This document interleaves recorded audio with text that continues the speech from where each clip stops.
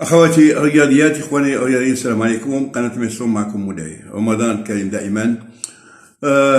اليوم غادي نتكلموا على المباراة ديال الودية الثانية اللي كانت بين المغرب وموريتانيا. هذه المباراة هذه انتهت بالتعادل 0-0. بالنسبة للمنتخب المغربي يعني كانت مباراة متوسطة، يعني مباراة عادية، ماشي شي حاجة اللي فيها شيء، بحيث على أن كانت الاستحواذ كبير بزاف، ولكن كان سلبي الاستحواذ، ولكن سلبي. ضيعنا عدد ديال الفرص. حتى النقطة اللي ما تهمتش في المنتخب المغربي، وهي الناخب الوطني قال لك على ان القذافات من خارج 1650 وهذه ما بقاتش هي موضه، ما بقاتش عندها قيمه، يا اخي هذا غلط اللي قال لك هذه القضيه هذه. حنا يعني عندك فريق لاعب لك والله ديال سد اللور، لاعب العناصر ديالو كامله لاعبين قدام النيفو ديالهم، وبغى يدخل بها دقه ما يمكن شيء، لان ما عندها حتى معنى.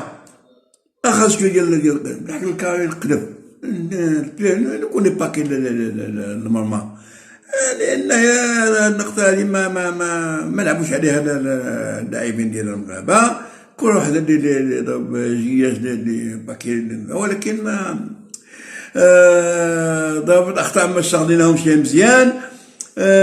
كلشي بغى يماركي، يعني هذا شي لاعب كيدير الانديفيديوال ديال بزاف، لان كاين بعض اللي لاعب غير لراسو، وكاين اللي فلهذا التغييرات ماشي في بلاصتهم، لان اللي كان خاصو يخرج كان خاصو يخرج، اللي ما كانش خاصو يخرج خاصو يخرج.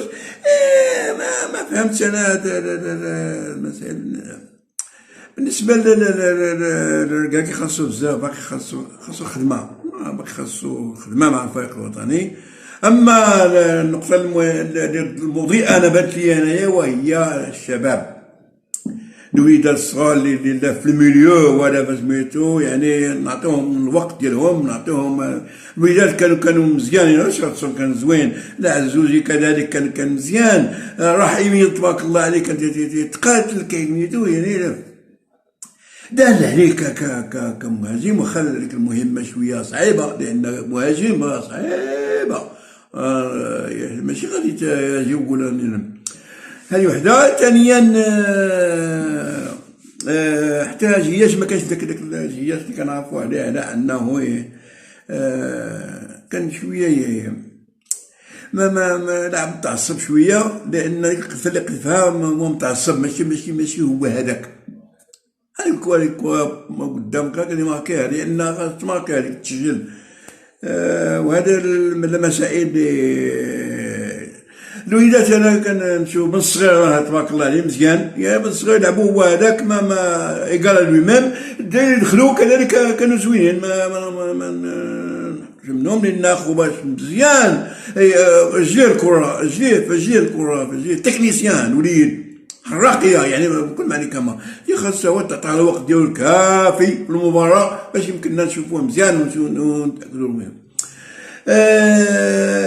كيف يقولوا هاد المباراه ديال كيف يقولوا فريق جاي، حنا لاعبين عاديين، جاي فريق جاي يتقاتل، ماشي جاي سميتو، لان منتخب ديال موريتانيا جاي يتقاتل، ماشي جاي سميتو لان العصا والطاق وهادي، يعني داكشي غير الحكم، يعني بالنسبه له مباراه حبيه، ولكن داكشي فايت العدد، لان اللاعب ما يمكنش يلعب، انت تجي تعطيه العصا والدور ما يلعبش، غادي يخاف على راسو، ويخاف على جديه، ويخاف على يضيع المستقبل ديالو على ود سميتو.